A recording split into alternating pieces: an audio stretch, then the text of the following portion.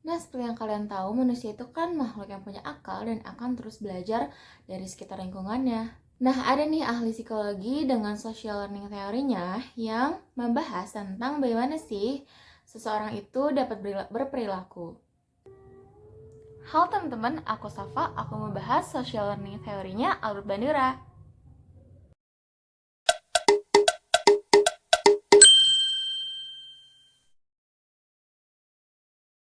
Siapa sih Albert Bandura? Albert Bandura itu lahir di Monterey, suatu kota kecil di Daratan Utara, Alberta, Kanada, pada tanggal 4 Desember 1925. Ayah Bandura berasal dari Polandia dan ibunya berasal dari Ukraina. Beliau mendapat gelar BA dari University of British Columbia, kemudian bergelar MA pada tahun 1951 dan PhD pada tahun 1952 dari University Iowa. Bandura menyelesaikan program doktoral dalam bidang psikologi klinik. Setelah lulus, ia bekerja di Stanford University. Beliau banyak terjun dalam pendekatan teori pembelajaran untuk meneliti tingkah laku manusia dan tertarik pada nilai eksperimen. Pada tahun 1964, Albert Bandura dilantik sebagai profesor dan seterusnya menerima anugerah American Psychology Association untuk Distinguished Scientific Contribution pada tahun 1980. Teori Bandura menjelaskan perilaku manusia dalam konteks interaksi timbal balik yang berkesinambungan antara kognitif, perilaku, dan pengaruh lingkungan. Kondisi lingkungan sekitar individu sangat berpengaruh pada pola belajar sosial jenis ini. Contohnya nih, seseorang yang hidup dan dibesarkan dalam lingkungan judi, maka dia cenderung untuk memilih bermain judi atau sebaliknya.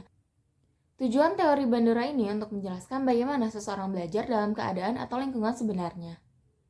Bandura menghipotesiskan bahwa tingkah laku, lingkungan, dan kejadian-kejadian internal pada pelajar yang mempengaruhi persepsi dan aksi merupakan hubungan yang saling berpengaruh atau berkaitan.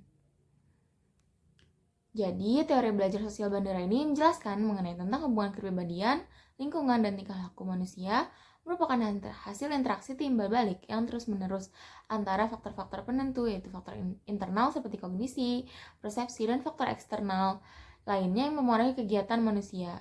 Ketika seseorang berperilaku, tentunya nggak muncul sendiri dong.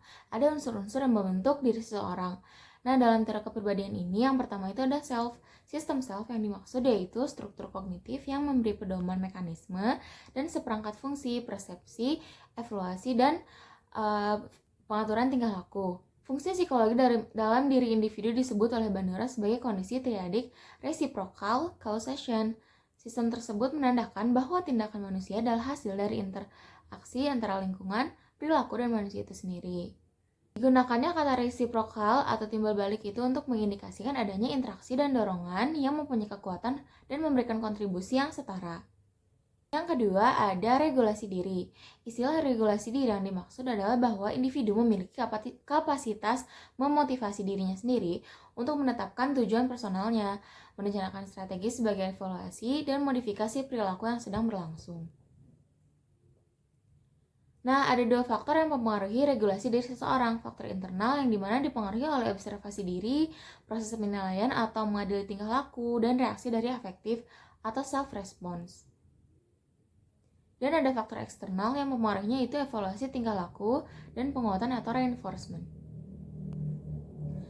Yang ketiga, efikasi diri atau self-efficacy. Efikasi diri ini itu adalah keyakinan diri terhadap kemampuan diri sendiri untuk menampilkan tingkah laku yang menurut individu itu akan sesuai hasilnya seperti apa yang dengan ekspektasi orang itu dapat mencapai hasil tertentu. Keempat, ada efikasi kolektif.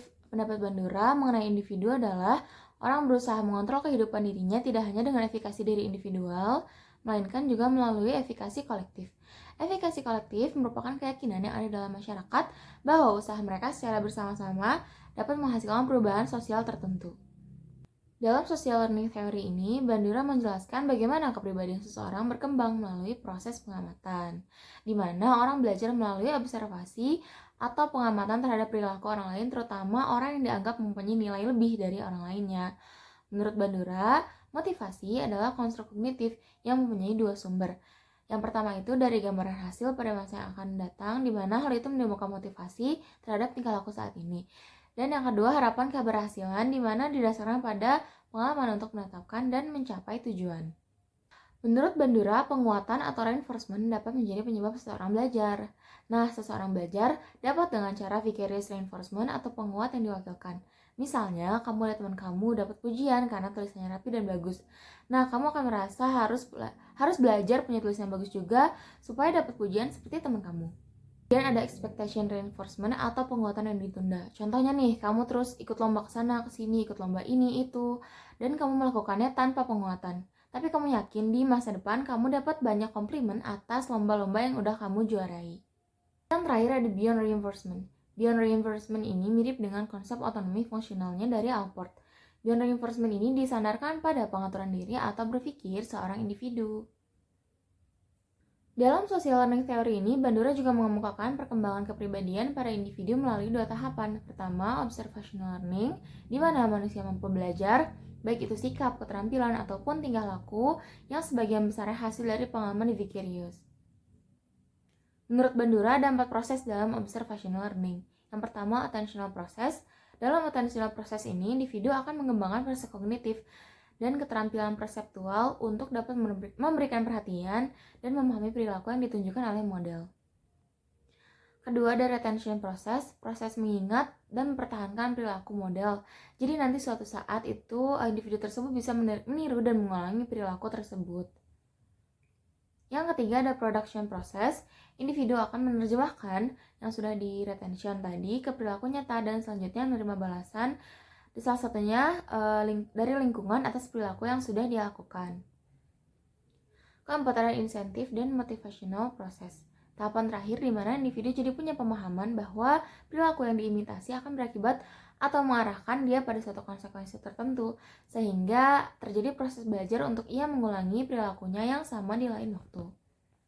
Oke. Balik lagi ke tahapan perkembangan individu. Nah, tadi kan setelah observational learning, yang kedua ada modeling. Modeling ini adalah perilaku dari mengamati seseorang, membentuk bagaimana gagasan tentang perilaku baru dilakukan, dan informasi dari modeling ini berfungsi sebagai panduan bagi seseorang untuk bertindak.